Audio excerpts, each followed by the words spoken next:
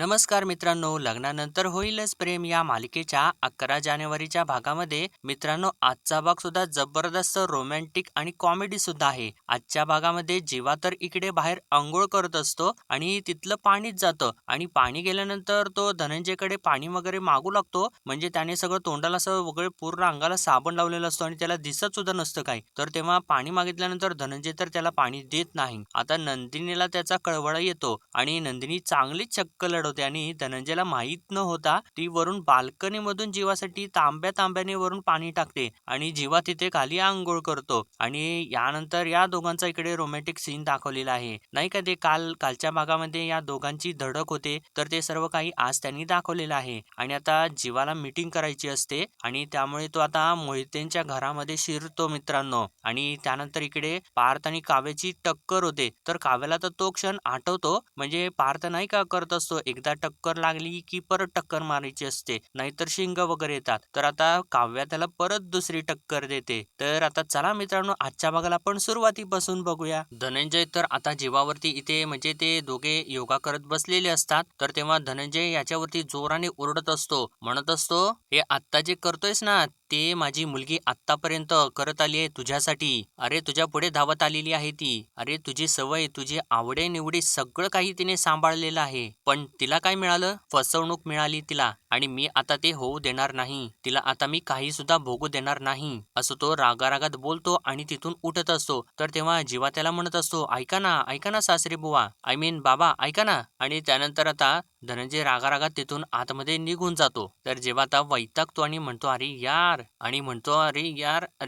आता ओम लावायला सुद्धा शिकावं लागणार मला. तर तेव्हा गुड्डू मागून येतो आणि जीवाला म्हणतो, जीवा भैया एवढं सोपं नाही आहे ते. ओम लगवण्यामध्ये आणि बाबूजींना मनवण्यामध्ये तुमची हवा निघून जाणार आहे. तर जेव्हा म्हणतो, अरे हम तो हवा का रुख बदलने के लिए तो आए हैं. तारे वारे नशिबाचे फेरे सगळं आपल्या बाजूने वळवेल हा जीवा. आणि त्याआधी माझ्या चकाचक बाईला मी चकाचक करतो. तर तेव्हा गुड्डू म्हणतो, तुम्ही फक्त त्याला चकाचक करणार आहे का स्वतः पण आंघोळ करणार आहे? तर तेव्हा जीवा म्हणतो, करू म्हणतोस? तर तेव्हा गुड्डू म्हणतो, हो त्याची गरज वाटते खरी. तर तेव्हा जीवा म्हणतो, हो त्याची गरज तर आहे, पण तसंही नुसतं प्रेम करून भागत नाही मित्रा. काम करावं लागतं आणि माझी आई म्हणते काम सुरू करण्याच्या आधी आंघोळ करायला पाहिजे. आणि तशीही माझी आज ऑनलाईन मीटिंग आहे आणि तू काय टाइमपास करतो यार, चल इकडे ये. आणि त्याला घेऊन येतो आणि म्हणतो, तुला ना टाइमपास करायची जाम सवय लागलेली आहे यार. आणि त्यानंतर गुड्डूला आपले कपडे देतो आणि म्हणतो, जा पटकन जाऊन इस्त्री करून घेऊन ये. तर तेव्हा गुड्डू म्हणतो, नाही मी नाही करणार. आणि असं मी बोलणार आहे का जेव्हा भैया, आणि तुम्ही बोले आणि मी नाही करणार, असं होऊ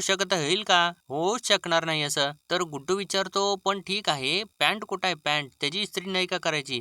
तर जेव्हा म्हणतो, अरे राजा माझी ऑनलाईन मीटिंग आहे, खाली काय घातले ते दिसणार आहे काय? तर गुड्डू म्हणतो, ते पण बरोबर आहे, ते कोरोना पासून ना लोकांना उल्लू बनवायची सवय लागली आहे तुमच्यासारख्या लोकांना. असं बोलतो तो तिथून निघून जातो. तर इकडे आत घरामध्ये नंदिनी देवीसमोर हात जोडून उभी असते आणि देवीला नमस्कार करत असते. तर माग शारदा बसून तिच्याकडे बघत असते. आणि तेव्हा आता शारदा तिला विचारते, तिचा नमस्कार करून झाल्यानंतर, नंदिनी काय मागितलंस ग देवाकडे? तर नंदिनी सांगते, काही नाही, सगळ्यांना सगळं सुख मिळू देत बास. तर शारदा विचारते, आणि तुझ्या सुखाचं काय? ते तर मागितलं नशीलच तू. कशी आहेस ग तू? दुसऱ्याच्या आयुष्यामधला अंधार दूर करण्यासाठी स्वतः दिवा होशील, पण आता तू स्वतःलाच अंधाराला आणि एकटेपणाला जवळ करतेस. तर नंदिनी आता थोडस तिला नॉर्मल करायसाठी तिच्या जवळ जाते आणि म्हणते, काही नाही गाई, तू फार विचार नको करूस. आणि काय मला लाडू मळायला शिकवणार आहेस का नाहीस? तर शारदा तिथे लाडू मळत बसलेली असते आणि ती म्हणते, नको नको बस तू. आणि थोडं थांबून तिला म्हणते, नंदिनी बाळा सॉरी, मगाशी ना मी तुला खूप बोलले ग.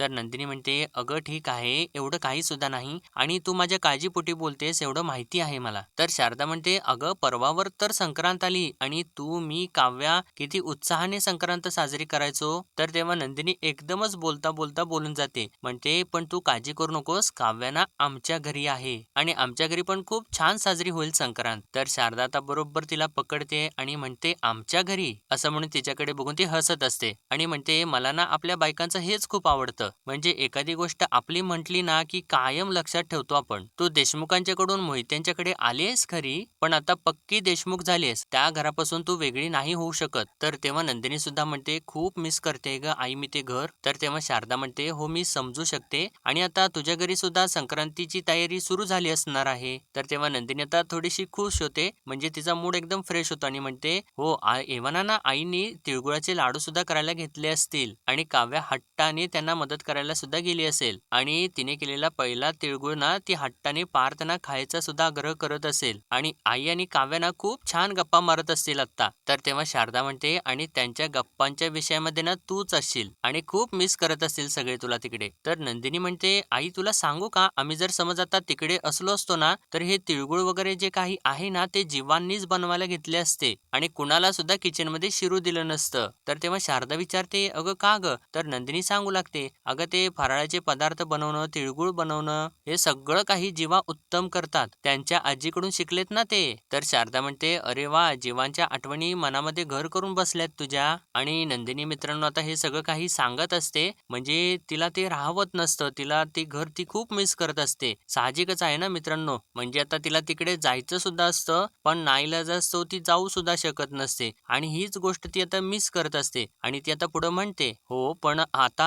हळूहळू ते मी पुसावं पण लागणार आहे मला ते. तर शारदा विचारते, अगं नंदिनी तू कोणाकोणाच्या आठवणी पुसणार आहेस? आम्ही त्या घराशी तुझं नातं जोडून दिलं पण तुझी तर अगं नाळ जोडली गेलेली आहे. मी तर खात्रीने सांगते, मानिनी ताई सुद्धा सारखी तिकडे तुझी आठवण काढत असतील आणि परवा तर ना जास्तच आठवणी येईल, कारण त्यांच्या दोन्ही सुनांची पहिली संक्रांत असणार आहे. अगं मी काय म्हणते नंदिनी, माफ कर ना जीवांना. अगं संक्रांत जवळ आलीच आहे तर एक छान अशी सुरुवात करायला घे. तुमच्या लग्नानंतरची पहिली संक्रांत एकत्र साजरी कर. तर आता नंदिनी म्हणजे शारदा तो विषय काढायला लागल्यानंतर नंदिनी पटकन तो विषय बदलते आणि म्हणते, आई मी पटकन असं स्वयंपाक करायला घेऊ का? बाबा योगा करून आले ना की त्यांना खूप भूक लागते, असं म्हणून ती उठते आणि तिथून निघूनच जाते. आणि तिने तर आता पक्क मनाशी ठरवलेलं असतं. तर आता शारदा पण थोडीशी उदास होते मित्रांनो आणि ती प्रयत्न करत असते की या सगळ्यांचा म्हणजे या दोघांचं जुळवायचा, पण ते काही शक्य होत नाही. तर आता इकडे बाहेर जीवा मात्र म्हणजे गुड्डून सुचवल्याप्रमाणे आंघोळ वगैरे करत असतो आणि त्याने पूर्ण सगळ्या अंगाला, तोंडाला वगैरे, डोक्याला सगळीकडे साबण लावलेला असतो आणि तो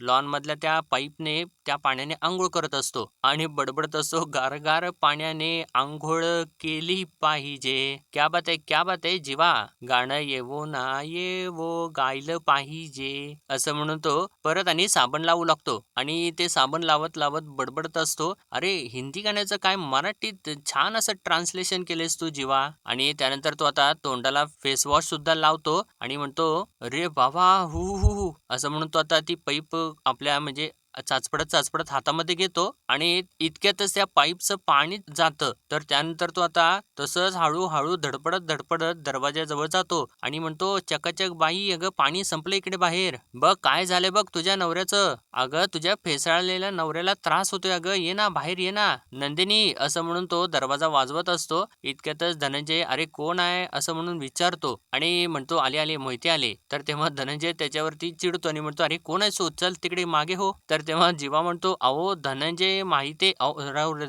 मोहिते मोहिते इथेच राहतात का? तर तेव्हा आता धनंजय त्याला ओळखतो आणि म्हणतो, अरे जीवा तू? तर तेव्हा जीवा म्हणतो, अरे बघा बघा सासरे बुवा, तुमचं माझ्यावरती किती प्रेम आहे बघा. तर तेव्हा धनंजय त्याच्यावरती चिडतो आणि म्हणतो, सासरे बुवा म्हणू नकोस मला, गप्प बस तू. तर तेव्हा आता शारदा बाहेर येते आणि तिच्या मागे नंदिनी सुद्धा येते. तर शारदा जीवाला तसं बघितल्यानंतर घाबरतेच आणि मागं सरकून म्हणते, अरे बापरे कोण? तर तेव्हा जीवा म्हणतो, कोण आहेत कोण आहेत? अच्छा अच्छा सासूबाई आहेत का? अहो सासूबाई भूत नाहीये, अहो जावई आहे तुमचा जावई, जीवा आहे मी. तर तेव्हा धनंजय म्हणतो, नाही नाही तू जावई नाहीयेस, तू भूतच आहेस भूत. आणि शारदाला म्हणतो, अगं आपल्या मुलीच्या मानगुटीवरती बसलेलं भूत आहे हे. तर तेव्हा शारदा म्हणते, अहो असं काय बोलताय हो, जावई बापू आहेत ना आपले. आणि जावई बापू तुमचं हे असं काय झाले? तर जेव्हा म्हणतो म्हणजे रडूच लागतो तो, म्हणतो, अहो तुम्हाला काय सांगू सासूबाई, एक तर लग्न झाल्यानंतर बायको घर सोडून माहेरी निघून आलीये आणि आज त्याच्यातच ना इथे पाणी सुद्धा गेले, माझं नशीबच फुटकाय हो. तर तेव्हा नंदिनी आता म्हणू लागते, अहो आज तर पाणी जाणारच होतं. आणि तेव्हा इकडे धनंजय लगेच हो असं करतो तिला. तर लगेचच नंदिनी आपला टोन सुद्धा बदलते, लवकर आवरायची होती ना मग अंघोळ, आणि परत एकदमच म्हणते, बरं तुम्ही थांबा मी पाणी घेऊन येते तुमच्यासाठी, असं म्हणून आज चाललेली असते. तर आता धनंजय तिच्यावर ओरडतो, काही एक गरज नाहीये, अजिबात पाणी आणू नकोस त्याच्यासाठी. तर जेव्हा म्हणतो, अहो असं काय करताय तुम्ही सासरी बुवा, दारात आलेल्या माणसाला पाण्याला पाण्याला नाही म्हणू नये. तर तेव्हा धनंजय म्हणतो तुला पाणी बिणी काही सुद्धा मिळणार नाहीये, तू जा जा बरं इथून. तर तेव्हा जेव्हा म्हणतो अगं ए चकाचक बाई, तू तुझ्या या नवऱ्याला चकाचक कर, तुझ्या नावाला जाग, जा जा बरं पाणी घेऊन ये. तर तेव्हा नंदिनी हो नाही असं म्हणत असते. तर तेव्हा धनंजय म्हणतो अजिबात पाणी मिळणार नाहीये तुला, तू जा.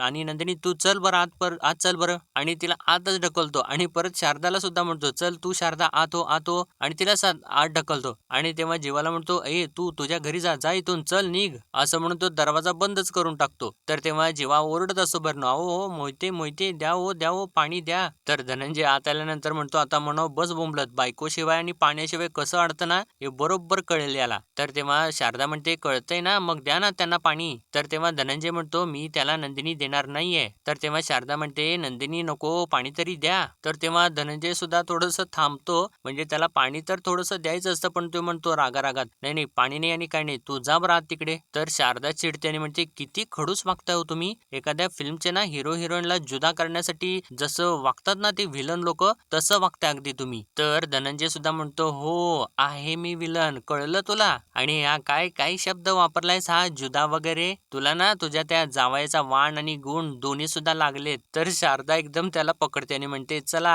म्हणजे हे तरी मान्य केलं ना की तुम्ही ते आपले जावई आहेत. तर धनंजय म्हणतो अगं नाही मी माझा नाही तुझा जावई म्हणालो, माझा तो कोणीही लागत नाही. तर शारदा म्हणते जेव्हा ना नंदिनी आपला नवरा म्हणून त्यांना स्वीकारेल ना तर तेव्हा तुम्हाला ना खांदा झुकवून जावई बापू करावंच लागेल. तर धनंजय म्हणतो तसं काही सुद्धा होणार नाहीये, हळूहळू नंदिनी त्याचा तिरस्कार करायलाच लागेल, बघशीलच तू. आणि बघ किती समजूतदार आहे ती, वर गेली लगेच ती. आणि बघ तू तुझ्याकडे बघ जरा पाणी देण्यासाठी किती उत्तावीळ झाली असते. आणि आता बघू मी इथे असताना त्याला कोण पाणी देते ते. आणि मित्रांनो याचा इकडे हा असं सगळा जो कॉन्फिडन्स असतो, तर तिकडे ती नंदिनी सगळा काही तो कॉन्फिडन्स याचा धुळीला मिळवत असते. आणि आता धनंजय मिशा वगैरे पिळतो अशा चांगल्या आणि बघूयात म्हणतो कोण पाणी देतं त्याला ते. तर शारदा तर त्याच्याकडे एकदम रागारागाने बघत असते मित्रांनो. आणि इकडे बाहेर तर जीवा जाम वैतागलेला असतो, अजून सगळा काही त्याच्या अंगावरती साबण तोंडावरती साबण असतो आणि म्हणत असतो अरे देवा काय दिवस आलेत यार. देशमुखांचा जीवा भर बागेत असा साबणाच्या फेस मध्ये उभा आहे. आता आबाळातून पाऊसही सुटणार नाही आणि माझ्या चकाचक बाईला पाझरही फुटणार नाही, काय करू यार देवा मी काय करू. आणि त्यानंतर तो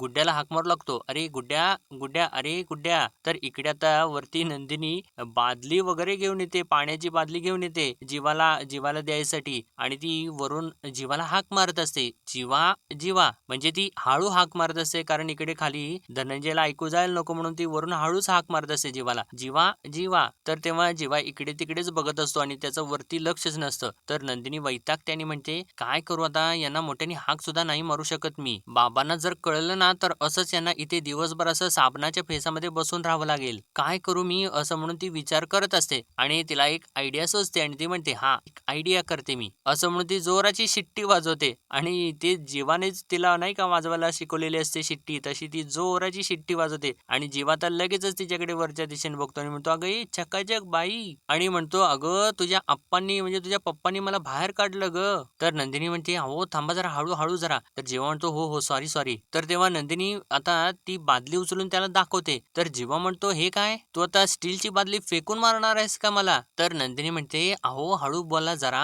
मी तुमच्यासाठी पाणी घेऊन आलेली आहे, मी इथून पाणी टाकते तुम्ही आंघोळ करा ठीक आहे. तर तेव्हा जेव्हा म्हणतो काय सांगतेस, अरे वा क्या बात आहे चकाचक बाई. हिस्ट्रीमध्ये असं पहिल्यांदा घडणार आहे की बायको ना बाल्कनी मधून पाणी ओतून नवऱ्याला आंघोळ घालणार आहे, घाल लवकर घाल आंघोळ घाल असं तो म्हणत असतो. तर तेव्हा नंदिनी आता रागारागात आतमध्ये चाललेली असते. तर जेव्हा म्हणतो सॉरी अगं सॉरी टाक पाणी टाक. तर आता नंदिनी एक तांब्या घेते आणि हळूहळू जीवाच्या अंगावरती पाणी टाकू लागते आणि जीवा इथे खाली आंघोळ करू लागतो. आणि नंदिनी परत एक तांब्या घेते आणि आजूबाजूला बघते आणि परत वरून जीवासाठी पाणी ती हळूहळू पाणी टाकू लागते. आणि जीवा छान मस्त असं एन्जॉय करत बायकोच्या हातून आंघोळ करत असतो. आणि इतक्यातच आता गुड्डू जीवाचे कपडे इस्त्री करून घेऊन येतो आणि समोर बघतो तर त्याला धक्काच बसतो आणि जीवा इकडे खाली आंघोळ करत असतो आणि पाणी कुठून पडत असतं त्याला कळतच नाही आणि त्यानंतर तो वरच्या दिशेने बघतो तर वरून नंदिनी त्याच्यासाठी पाणी टाकत असलेलं बघून त्याला धक्काच बसतो आणि म्हणतो तो खुश होतो आणि म्हणतो क्या बात आहे क्या बात आहे, हा तर एकदम चांगला सीन बघायला मिळत आहे मला. नंदिनी भाऊजी जीवा भैयाला आंघोळ घालते, का बात आहे. आणि थोडस सॅड होतो आणि तो म्हणतो काश हा सीन सुद्धा माझ्या बरोबर सुद्धा कधीतरी घडेल, काश माझी पिंकी पण मला अशीच कधीतरी आंघोळ घालेल. आणि त्यानंतर तो आता थोडीशी शक्कल अडवतो आणि म्हणतो म्हणजे व्हिडिओज काढू लागतो त्या दोघांचा आणि म्हणतो क्या बात आहे जेवा भैया, चांगली शॉवरची आंघोळ मिळते. तर त्यानंतर आता जेवा इकडे नंदिनीला म्हणतो तुला सांगतो चकाचक बाई, ही आंघोळ ना मी आयुष्यभर विसरणार नाही. आज ना तुझ्या स्पर्शाशिवाय आहे, उद्या ना तुझ्या स्पर्शासहित असेल. जीवांदिनीची रोमॅन्टिक आंघोळ. आणि त्यानंतर आता तो मित्रांनो छान अशी कविता करू लागतो. म्हणतो बोलले न बोलता दोघात गेले राहुनी, बोलले न बोलता दोघात गेले राहुनी, फेस गेला वाहुनी तुझ्या माझ्यामध्ये आ आ आ जमलं का नाही जमलं का नाही असं तो म्हणत असतो. तर तेव्हा नंदिनी रागारागात आतमध्ये निघून जाते. तर जेव्हा स्वतःलाच म्हणतो अरे शी काय कविता करायला लागलायस यार तू. आणि त्यानंतर पुढे म्हणतो अंग जाऊन पुसूया तुझ्या माझ्यामध्ये. आणि परत हसतो स्वतःशी आणि म्हणतो नको नको आत्ता नको, नंतर नंतर करूया नंतर करूया असं म्हणून तो जातो आणि अंग वगैरे पुसतो जातो. तर आता इकडे मित्रांनो त्यांनी देशमुखांच्या घरामधला सीन परत दाखवायला सुरुवात केलेली आहे. इकडे आता काव्याशी छान नाही का त्यांनी काल दाखवलेलं होतं पुढील भागामध्ये. तर इकडे आता ती छान अशी नटत सजत वगैरे असते, कारण तिला तर पार्थला इम्प्रेस करायचं असतं आणि एकदम ती अशी सुंदर सुंदर सजत असते. आणि मित्रांनो त्यांनी ते छान असं बॅकग्राऊंड म्युझिक सुद्धा लावलेलं आहे. छबीदार छबी मी तोऱ्यात उभी. आणि काव्याशी छान नटत वगैरे असते. तर इकडे आता खाली पिहू आणि तिची मैत्रीण डान्सची प्रॅक्टिस करत असतात आणि पिहू तिला ती डान्सची स्टेप सांगत असते. तर तेव्हा तिची मैत्रीण म्हणते अगं नाही ते तसं नाहीये. आणि त्यानंतर ती दुसरी स्टेप दाखवते आणि तेव्हा रम्या तिथे मागे बसलेली असते आणि ती म्हणते थांबा थांबा मी दाखवते तुम्हाला असं म्हणून ती पुढे येते आणि म्हणते मस्त स्टेप आहे ती. आणि रम्याता इथे एक स्टेप करून दाखवते. तर पिहू तिला म्हणते अगं रम्याताई पण ही स्टेप तर याच्यावरती नाही जात आहे. तर रम्या म्हणते अगं पण ही स्टेप छान वाटेल त्याच्यामध्ये. तर पिहू म्हणते अजिबात नाही जात आहे ही स्टेप त्याच्यावरती असं म्हणून या दोघी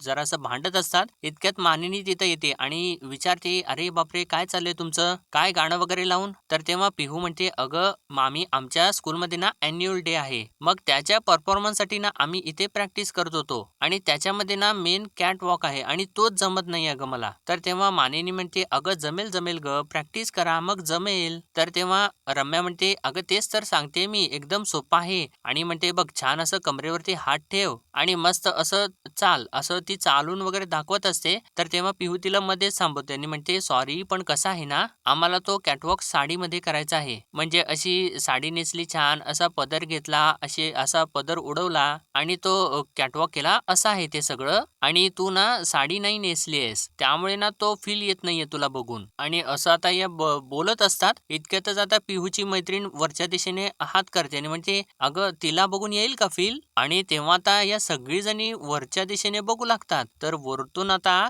काव्या खाली येत असते आणि तिने साडी नेसलेली असते आणि ती एकदम सुंदर दिसत असते मित्रांनो. आणि या सगळ्यांचे डोळेच मोठे होतात तिला बघितल्यानंतर. आणि काव्या तर आता एकदम अशी स्टाईल मध्ये वगैरे खाली येत असते आणि रम्याला तर खूप मोठा धक्का बसलेला असतो. तर आता इकडे मानिनी तर तिची अशी नजरच काढते तिथे उभा राहून आणि पिहू तर तिला एक फ्लाइंग किस देते. तर तेव्हा तिकडून वरून काव्या सुद्धा पिहूला फ्लाइंग किस देते आणि मानिनी तर तिच्याकडे बघतच राहिलेली असते. आणि आता इकडे ही रम्या जी असते ती धक्क्यात गेलेली असते आणि ती एकदा मानिनीकडे बघत असते की तिला किती आनंद झालेला आहे आणि पिहूला किती आनंद झालेला आहे. तर तेवढ्यातच आता इकडे पार्थ बाहेर येतो आणि त्याच्या हातामध्ये फाईल असते आणि तो फाईल मध्ये काहीतरी हुडकत हुडकतच असं बाहेर चालत चाललेलं असतं पुढे आणि त्याचं लक्ष तर काव्याकडे नसतं. आणि तेव्हाच नेमकी काव्या आता पायऱ्या उतरून खाली येते आणि या दोघांची जोराची टक्कर होते. आणि त्यावेळेस आता पार्थच्या हातामध्ये जी फाईल असते ती खाली पडते आणि त्याच्यामधले जे सगळे काही पेपर्स असतात ते सगळे असे वरच्या दिशेने उडतात आणि काव्या तर तोल जाऊन पडणार असते. तर तेव्हा पार्थ तिला सावरतो आणि जेव्हा तो तिला पकडतो तर तेव्हा ते दोघे सुद्धा एकमेकांच्या डोळ्यामध्ये बघून हरवून जातात आणि तसेच ते पॉज मध्ये उभा राहतात. तर काव्या तर त्याच्या डोळ्यामध्ये बघतच असते, म्हणजे आता तर तिला ते पाहिजे असतं. आणि तेव्हा आता हे सगळे पेपर्स वगैरे इकडे सगळे उडलेले असतात आणि तेव्हा पिहू आणि ही जी मानिनी असते त्या त्या दोघींना तर ते बघून सर्व काही छान वाटत असतं आणि नेमका त्यामधला एक पेपर उडून रम्याच्या तोंडावरतीच जातो आणि तेव्हा त्या रम्याला ते दिसू लागतं की बाबा पार्थ लगेचच आता काव्याला असं सरळ उभा करतो आणि ते दोघे सुद्धा मिळून असे डान्स करत असतात आणि ते दोघे असे छान डान्स करतात असंच तिला दिसत असतं आणि ती त्या उघड्या डोळ्याने स्वप्न बघत असते आणि पिहू तिच्याकडे बघून हसत असते आणि त्यानंतर आता रम्या रागारागाने पुढे जाते आणि खरोखरच तिचा पाय घसरतो आणि ती धापकन खाली पडते आणि ती पडल्यानंतर आता पिहू आणि तिची मैत्रीण मोठमोठ्याने हसू लागतात. तर तेव्हा मानिनी म्हणते, अगं रम्या रम्या पडलीस तू आणि असं ती बोलत असते. एवढा मोठा दंगा चालू असतो पण हे दोघे तर अजून सुद्धा त्याच पोज मध्ये असतात. म्हणजे पार्थ काव्याच्या डोळ्यात बघत असतो आणि काव्या अजून सुद्धा पार्थच्या डोळ्यात हरवून गेलेली असते. तर आता रम्या पिहूवरती ओरडते, म्हणते अगं पिहू हसतेस काय, लागलंय ना मला. आणि ती एवढत असते आणि त्यानंतर आता तिचं लक्ष परत या दोघांच्याकडे जातं. तर आता काव्या पार्थला हळूच म्हणते, धनी सोडा ना हो. तर तेव्हा पार्थ आता आजूबाजूला बघतो आणि परत तो काव्याला सरळ करतो. तर रम्या त्याला म्हणते पार्थला, अरे पार्थ बघ ना मी अरे पडले, लागलंय अरे मला मला हात तरी दे. असं म्हणून ती आपला हात पुढे करते. तर तेव्हा पार्थ सुद्धा लगेचच आपला हात पुढे करतो तिला उठवायसाठी. तर तेव्हा काव्या त्या दोघांच्या मध्ये आपला हात करते आणि ती रम्याला म्हणते, अगं चल रम्या दे की माझ्या हातामध्ये हात. अगं माझ्या हातामध्ये हात देऊन तरी बघ, तुझं अख्खं दुखणं पळेल. चल चल अगं दे दे हात दे, असं तिला म्हणते. तर तेव्हा रम्या तिच्या हातामध्ये हात देते. तर काव्या तिला जोराची खेचते आणि उठवून उभा करते. तर रम्याला आता खूप दुखत असतं. तर तेव्हा पिहू आता टाळ्या वाजवू लागते आणि म्हणते, सुपर वुमन काव्या वहिनी, सुपर वुमन. अगं तू तर सुपर वुमन सारखं हिला एका झटक्यात ओढलंस. तर तेव्हा काव्या म्हणते, अगं पिहू असल्या विलन्सना ना उडवायला एक साधी फुंकर सुद्धा पुरेशी असते. अगं सुपर वुमन व्हायची काय गरज सुद्धा नसते. तर पिहू अजून हसू लागते. तर तेव्हा रम्या तिला म्हणते, फार बोलतेस ना तू काव्या. तर तेव्हा काव्या तिला म्हणते, आणि तू फार पुढं पुढं करतेस ना रम्या, म्हणून तर तोंडावरती पडतीयेस. म्हणजे यापुढे जर तू कधीही पडलीस ना रम्या, म्हणजे तुझ्या कर्माने तर तू पडणारच आहेस. तर मग ना तू मला हाक मार, मी ना तुला पुरून उरेन. अशी ती इनडायरेक्ट आता रम्याला धमकी देते मित्रांनो. आणि त्यानंतर परत एकदमच पार्थच्या जवळ जाते आणि म्हणते, धनी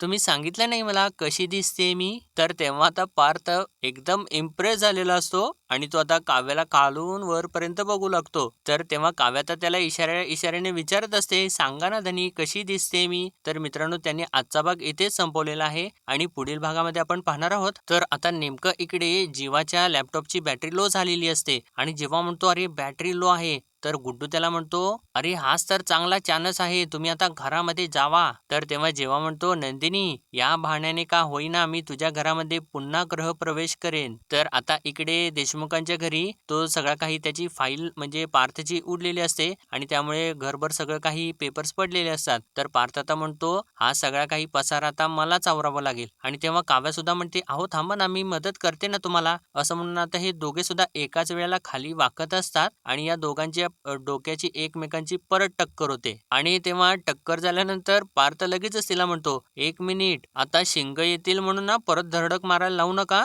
तर तेव्हा काव्या आता पार्थच्या जवळ जवळ जाऊ लागते आणि म्हणते, पुढे या पुढे या. आणि म्हणते, तर तेव्हा पार्थ मागे मागे सरकत असतो. तर काव्या म्हणते, जितकं दूर जाल ना तितकं जवळ यायला लागेल ना देशमुख तुम्हाला. तर तेव्हा पार्थ म्हणजे काय असं विचारतो. तर तेव्हा काव्या त्याची कॉलर पकडते आणि म्हणजे असं म्हणून त्याला आपल्या जवळ खेचत त्याला अजून एक जोराची टक्कर देते आणि मोठमोठ्याने हसू लागते. तर तेव्हा पार्थ सुद्धा तिच्याकडे बघतच राहतो. तर मित्रांनो आजचा भाग असा एकदम असा हा सुंदर दाखवलेला आहे. तर भेटूया आपण परत उद्याच्या भागामध्ये. तोपर्यंत आपल्या व्हिडिओला लाईक, शेअर आणि सबस्क्राईब नक्कीच करा.